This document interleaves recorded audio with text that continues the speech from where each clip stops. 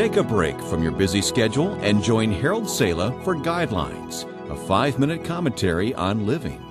Nothing symbolizes Christianity as does the cross.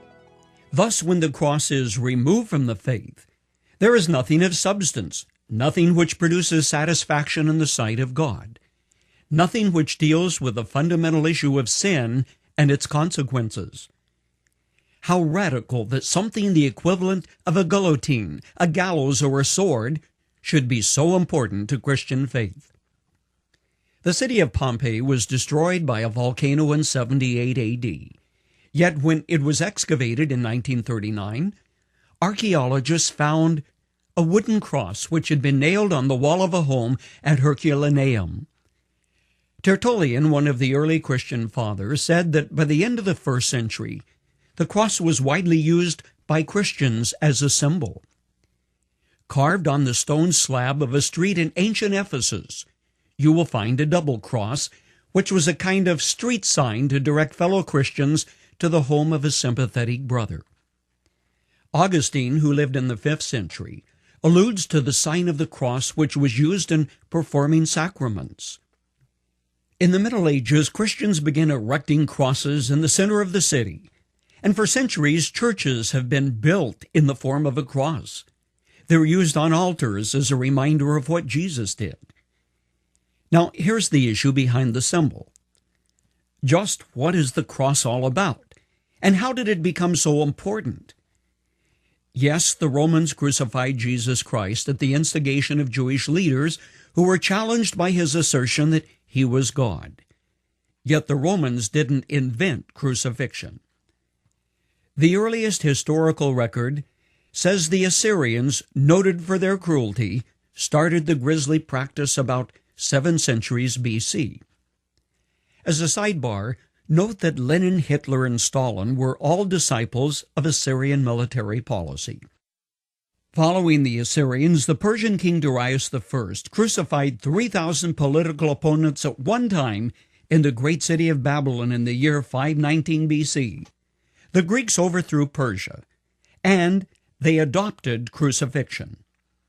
It was public, powerful, and exacting. However, it was the Romans who really refined the grim business. They began to use it widely. It was first a visual statement used for slaves who had betrayed their masters and non-citizens who were enemies of Rome. Occasionally, it was even used for a Roman citizen when a grievance was treasonous and the individual had become a national disgrace. By the end of the 1st century BC, the Romans had adopted the practice as official punishment for non-Romans.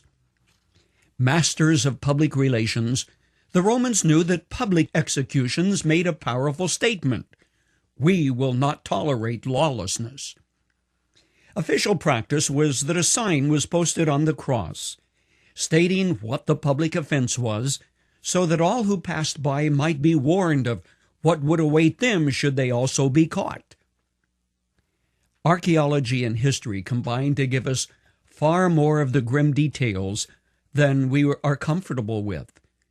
We know the victim was either impaled to the cross, which was then dropped into a hole deep enough to hold the cross, or else the vertical pole was implanted in the ground, then the victim was nailed or tied to the crosspiece, which was then raised by a ladder or a pulley.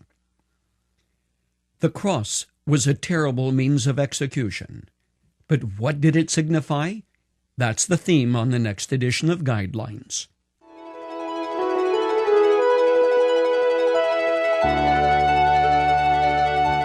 Archaeological finds, including some made following the Six-Day War of 1963, make it certain that nails or spikes were driven through the wrists and the feet of the victim. It was a horrible way to die. Yet, that is what Jesus did, because he loves you. You have just heard the second in a series of 6 commentaries focusing on this theme.